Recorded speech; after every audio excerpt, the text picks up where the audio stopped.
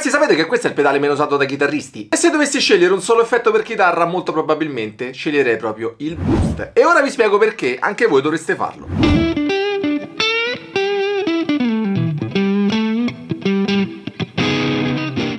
Ciao ragazzi, sono Alessandro Giordani, sono un chitarrista e oggi entriamo nel mondo dei pedali boost. Perché proprio il boost? Ve lo spiego subito.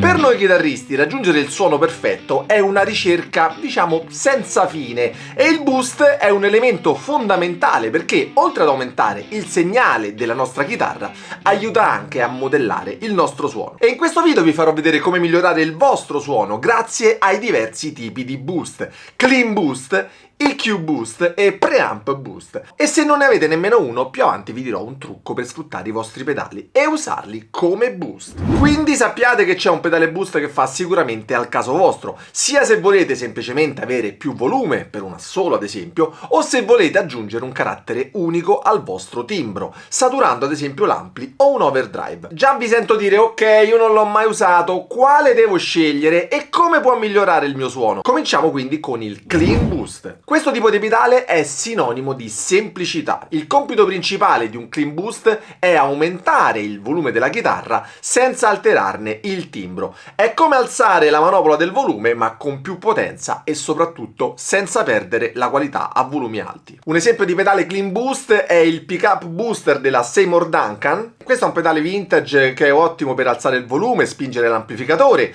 portandolo quindi a una saturazione naturale ma sempre mantenendo le caratteristiche fondamentali del suono della chitarra. Non è quindi il pedale che distorce il suono della chitarra, qui abbiamo semplicemente un potenziometro di volume, ma è il boost che fa saturare l'ingresso del preamp in maniera naturale. Se poi voi avete un amplificatore valvolare, si ottiene quella saturazione molto bella, naturale, calda se vogliamo, che solitamente avviene ad alti volumi. È il cosiddetto punto di break-up, dove il suono dell'amplificatore incomincia a essere graffiante al limite del crunch, ma sempre gestibile a livello di dinamica. E pensateci, in casa chi è che può portare un amplificatore al punto di break-up senza utilizzare ad esempio un attenuatore? Quando attivo il clean boost il volume aumenta ma il suono rimane comunque cristallino ed è perfetto per emergere ad esempio negli assoli o quando hai bisogno di distinguerti all'interno della band o nel mix senza modificare il timbro della tua chitarra. Il boost possiamo inserirlo a inizio o a fine catena o nel loop effetti se preferite. Se non conoscete l'ordine degli effetti e non sapete come usarli, mettetevi sotto, andate a studiare il mio corso suoni effetti in 2 volumi, sono sicuro che imparerete a gestire i 17 effetti fondamentali e le 29 catene avanzate adatte a qualsiasi genere. Vi lascio il link in descrizione. E se volete una versatilità ancora maggiore, la seconda categoria che vi consiglio è l'EQ boost. Questi pedali sono strumenti incredibilmente versatili perché consentono di modellare delle specifiche gamme di frequenza della chitarra. Un EQ boost può aiutarvi a emergere in un mix denso, intervenendo ad esempio sulle medie alte, o a compensare le frequenze che potrebbero mancare alla vostra chitarra o al vostro amplificatore. Pensate ad esempio a una chitarra con dei single coil come questa e la possibilità di ingrossare il suono aggiungendo le frequenze basse, oppure alla possibilità di svuotare leggermente le medio-basse di una chitarra con degli humbucker e allo stesso tempo volendo enfatizzare anche le medio-alte.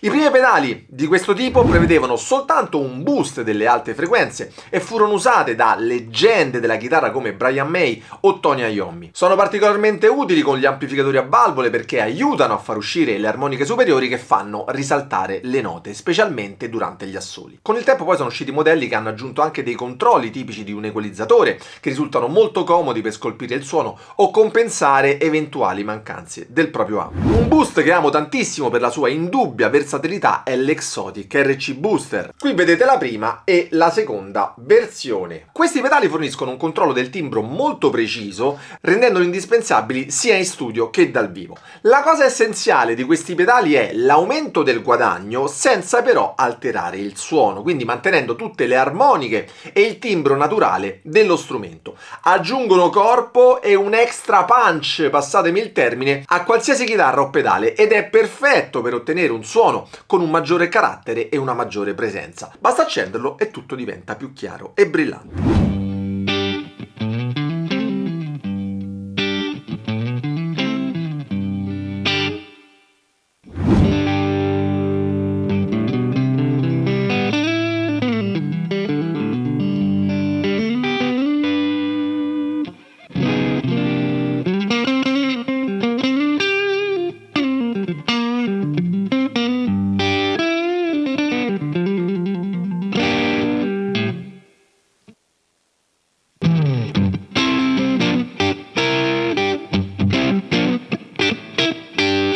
All'apparenza sono molto simili, entrambi infatti hanno il potenziometro gain, il volume, il controllo delle alte frequenze e delle basse e lo switch per attivare il boost. La versione 2 però ha un secondo stadio di guadagno che può essere regolato ed attivato con il secondo switch. Regolando le impostazioni dell'equalizzatore posso migliorare alcuni aspetti del mio suono o ridurne altri ed è perfetto per personalizzare il timbro.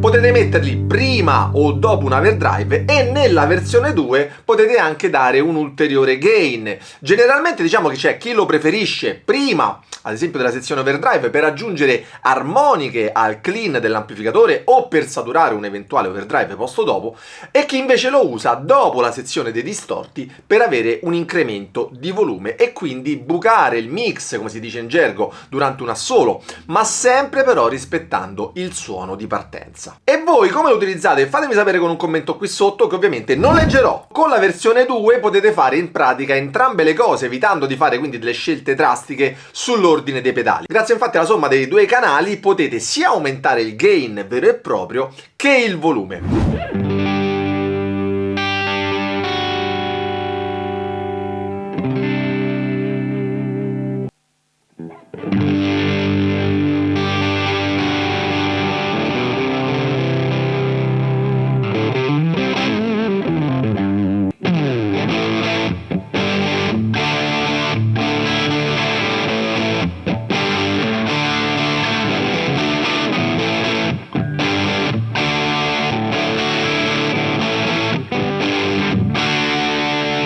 Entrambi poi funzionano alla grandissima 18 volte per una trasparenza maggiore e una grandissima dinamica. Esteticamente non ho nulla da dire, la fabbricazione è praticamente perfetta e questo ci fa capire quanto valgano. Peccato soltanto la superficie lucida della versione 2 che ogni tanto tende a sporcarsi, lasciando delle ditate o delle impronte. Il prezzo è di circa 210 euro, vi lascio come sempre il link in descrizione. Ragazzi, ma se il video vi sta piacendo prendete un pedale qualsiasi e boostatelo sul pulsante mi piace, il doppio mi piace e non azzardatevi a iscrivervi a questo canale, non vi voglio! Sappiate però che solo a 100.000 iscritti vi dirò perché. Non dovete iscrivervi al canale!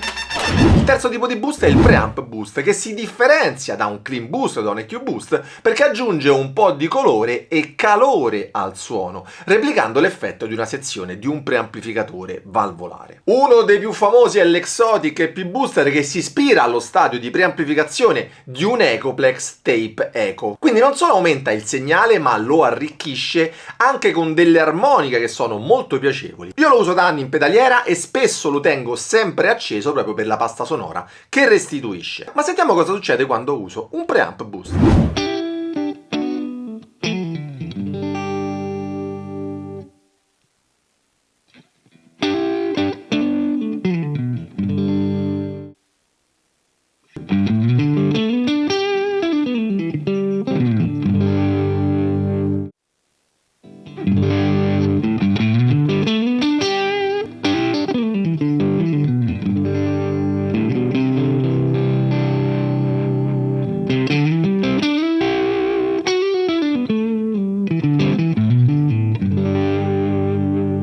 Potete sentire che c'è un leggero aumento di calore e di profondità e questo è tipico di una saturazione valvolare che sembra dare vita e tridimensionalità al nostro suono. E se non avete un boost ora vi spiego come fare per ottenere un effetto simile. Dovete sapere che esistono dei boost basati sui transistor che offrono delle caratteristiche uniche a seconda del tipo utilizzato, ad esempio al silicio o al germanio. Questi pedali presentano spesso una leggera colorazione, non sono trasparenti e possono anche aggiungere una componente piuttosto aggressiva al suono. Un esempio fra tutti, il più famoso forse è il color Surround Sound Power Booster, un pedale vintage usato tra l'altro da Jeff Beck, da David Gilmour, è noto per il suo carattere molto forte e la capacità di interagire dinamicamente con diversi pick-up e amplificatori. Se siete interessati e volete un prodotto moderno, tutto made in Italy, date uno sguardo all'Overboost Deluxe di Formula B, che non ho ancora provato ma che ne ho sentito parlare molto bene. Chissà, magari in futuro avrò l'occasione di portarlo qui sul canale. Nel frattempo potete sperimentare anche con i pedali che avete a disposizione, interagendo sul controllo del volume. Noterete probabilmente un ingrossamento del suono con quel mordente extra che farà l'effetto boost per catturare l'attenzione di chi vi ascolta. Pensate ad esempio a una serata dal vivo dove ogni nota, ogni sfumatura deve essere importante. Un buon pedale di boost si rivela non solo utile ma fondamentale. Con un boost ben scelto non andrete solo ad aumentare il volume della chitarra, ma vi permetterà di trasformare il vostro suono saturando l'ingresso dell'ampli per ottenere la distorsione naturale delle valvole, oppure saturando l'effetto che avete in cascata. Quindi mentre ti avvicini alla scelta del tuo prossimo pedale di boost, pensa non solo a quanto sarà più potente il tuo suono, ma a quanto sarà più tuo. Che pillola di saggezza che ho tirato fuori! Abbiamo capito quindi che c'è una vasta gamma di boost e ogni tipo offre dei vantaggi a seconda di ciò di cui avete bisogno per arricchire il vostro suono. Spero che questo video vi aiuti a capire come le diverse tipologie di boost possono migliorare il vostro suono. Trovate sempre tutti i link ai prodotti in descrizione e se volete capire come utilizzare al meglio gli effetti nella vostra pedaliera, in questo video vi faccio vedere come ho fatto. Noi ci vediamo la prossima settimana con il prossimo video. Ciao ragazzi, buona musica!